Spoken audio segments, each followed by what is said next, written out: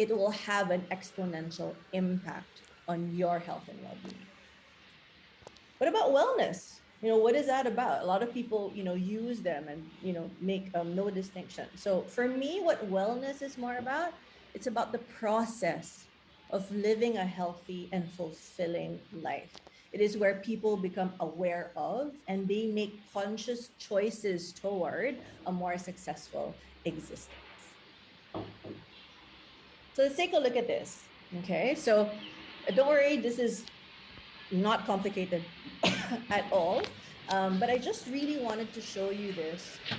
This is John Travis's Illness Wellness Continuum, which on the left side here, on the red side, is more of premature death, right? If you're going towards here, it means you have more illness, more chronic disease. And on the right side here, we have high level wellness. So everyone thinks, or says to me, "No, Kat, but may sakit na ako. I can't do anything. Diagnosed na ako, wala na. May diabetes na ako or may hypertension na ako, wala na akong magagawa." But what this wellness paradigm shows us is that you can always take a step to the right. There is always hope. There is always something that you can do to increase your well-being. Okay? So I wonder, for all of you here who's listening today, what is that one step to the right towards wellness that you could do for yourself? And it could be as small as adding just one more glass of water a day. Maybe you're not a big water drinker, but we need to be hydrated. Okay, or adding a cup of vegetables, to your meal. Maybe adding another 30 minutes to your sleep. How could it be different? Because remember, wellness is a process. It's not a static state. You are not doomed to be in that state of chronic disease that you may be in. You have that agency and you can do something about it. So let's go to more about mental health and what's happening right now. As we know, this pandemic, it's caused a huge spike in anxiety and in depression. It's really gone up. This is from 2020. I'm sure now it's just gone up much more.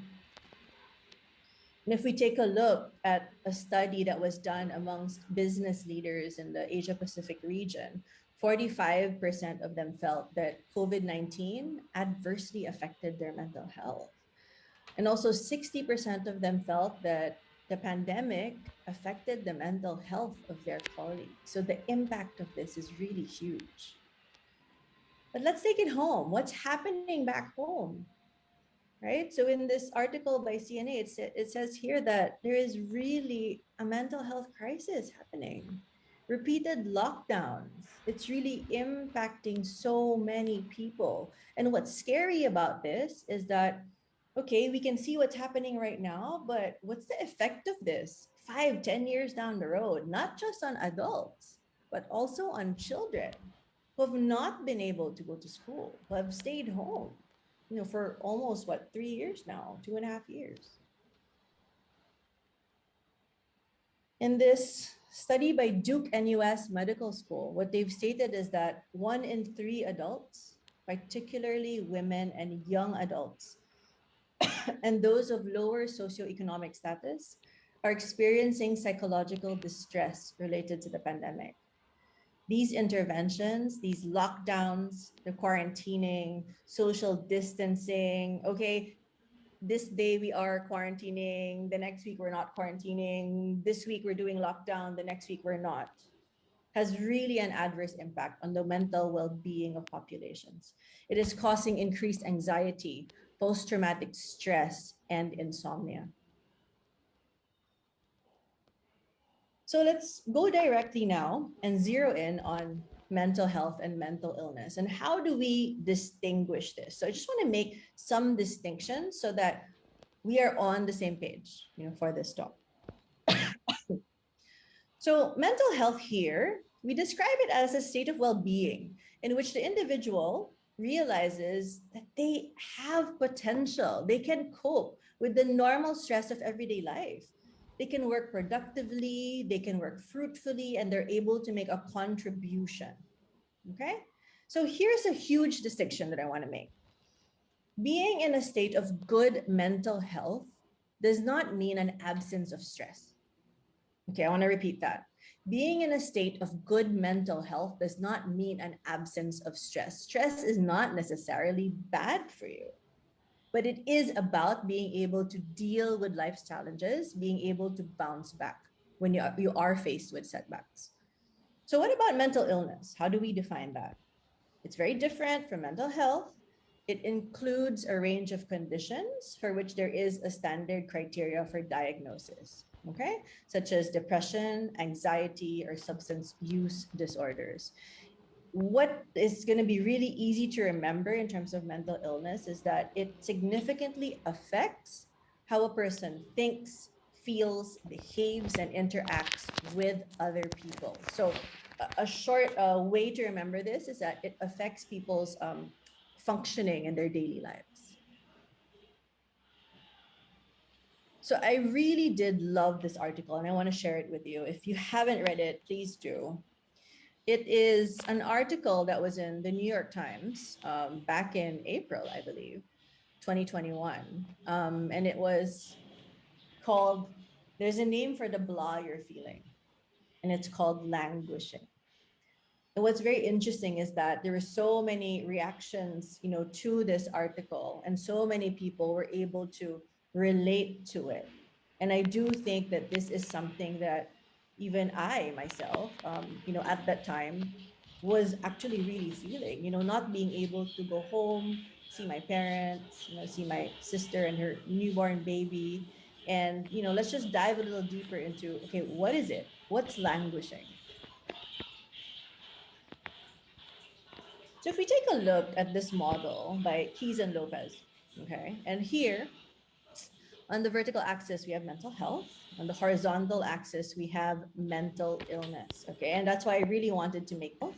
On the horizontal axis, we have mental illness, okay, and that's why I really wanted to make that distinction between the two. Here, okay, we have languishing, which is a state of incomplete mental health.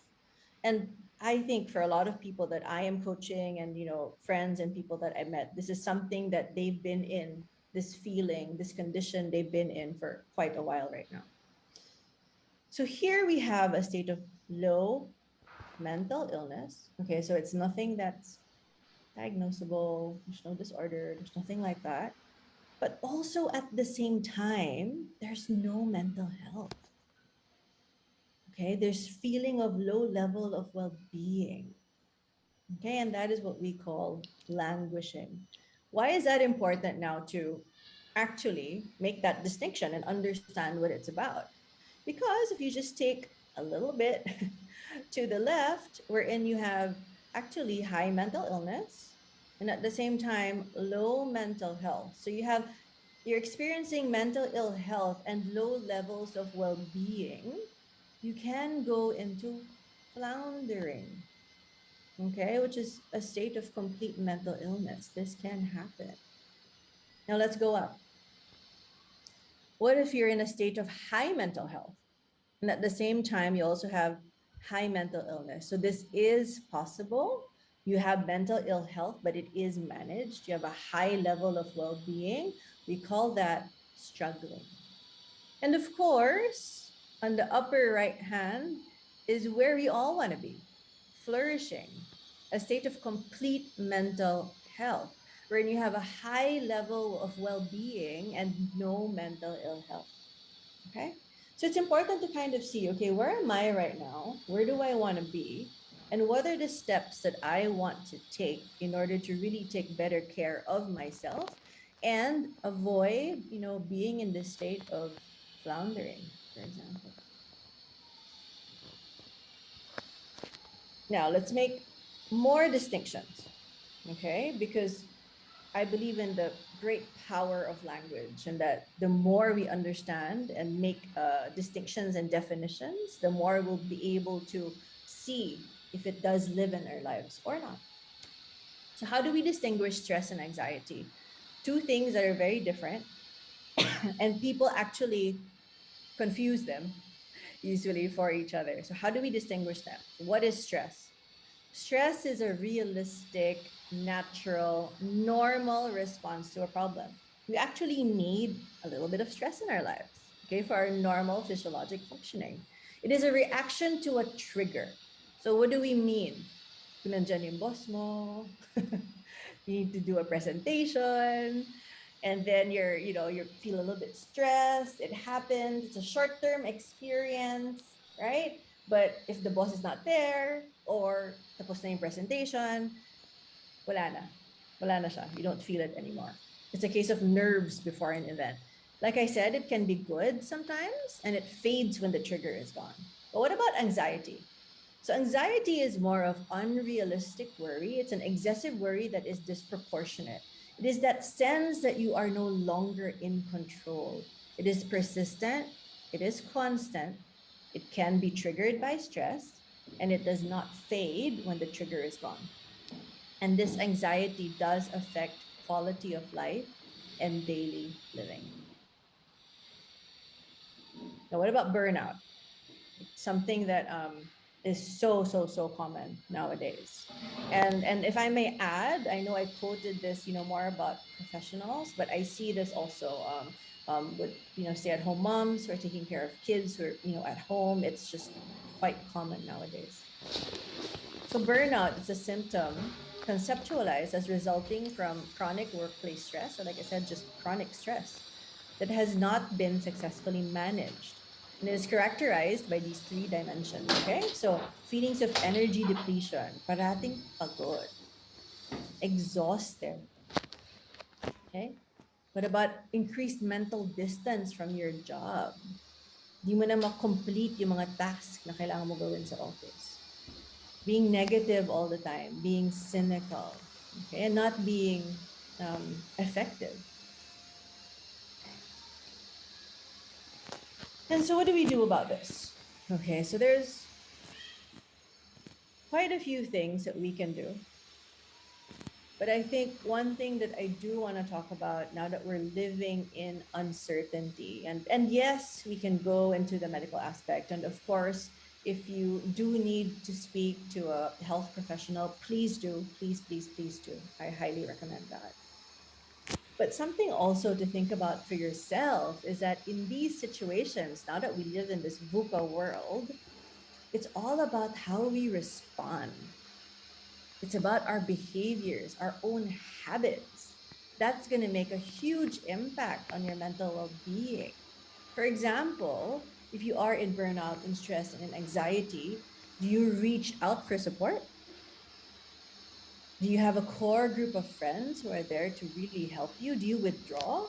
Do you assume the worst? Or actually, you're able to see the positive side of things. It's here that really we talk about resilience.